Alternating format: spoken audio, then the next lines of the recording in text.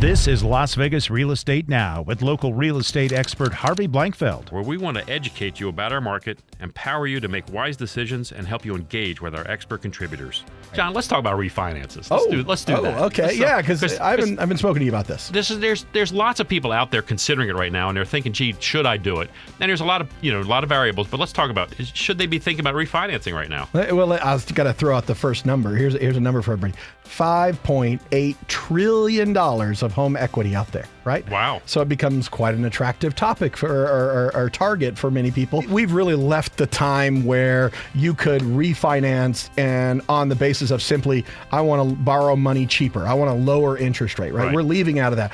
Most, a high percentage of the population out there has already obtained the best interest rate they're going to get, right? We're going to be leaving these low rates behind. We're definitely out of the threes, that sort of thing. Yep. So that, eliminating mortgage insurance, you have to kind of measure. Here's my current interest rate. Here's what I pay for mortgage insurance. Is that lower in combination than where we are today? If my interest rate is at 3% right now, and I'm paying another $200 a month in mortgage insurance, and that payment ends up being $1,500 a month, and I can refi at 4.5%, and my payment is still $1,500 a month. Should I do it or should I not do it? There's the question. That's where it lands a lot of times. It's right on the number. Yeah. Should I still do it or not do it? Well, there are two sort of financial considerations. One being mortgage insurance is not tax deductible currently, right?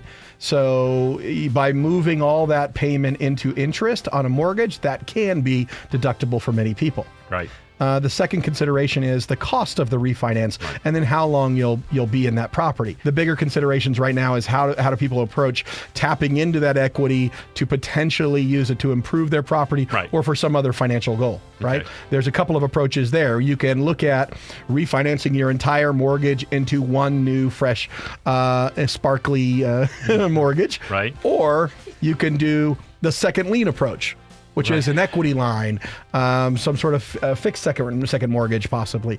These really got a bad name post, are going through the crisis, but they are now a widely available product that has its fit, has its niche, and its role to play in our marketplace. Yes, there are reasons to consider a home equity line of credit now for certain things. But one of the reasons against it now versus then is that interest is no longer tax deductible. My answer to that under current tax guidance would be if the money was used to acquire the property, that's deductible up to certain limits. Right. If the money was taken out afterwards and used to pay off your credit cards, it's not. There you go. If you bought a car with it, it's not. If you made home improvements, it is. It is. Okay. All right. So it depends on why you use the money or how you use the money. It gets into the deductibility. How the IRS tracks that, thank God, I don't know. In lieu of doing a refinance on a house, you can potentially do something called a recast, which is you come into a lump sum of money. Let's say you've sold another property. No, I hit a royal flush at 2 a.m. at a 7-Eleven. You hit a royal flush here in Vegas. That's right.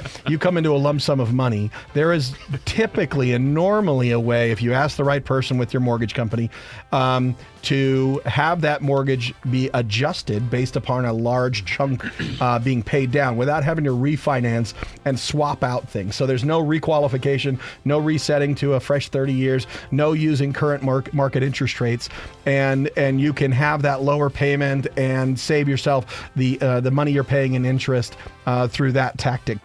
This has been Las Vegas Real Estate Now. Thanks for listening. And remember to tune in every Tuesday morning at 9 a.m. on 101.5 FM, 720 a.m. KDAWN.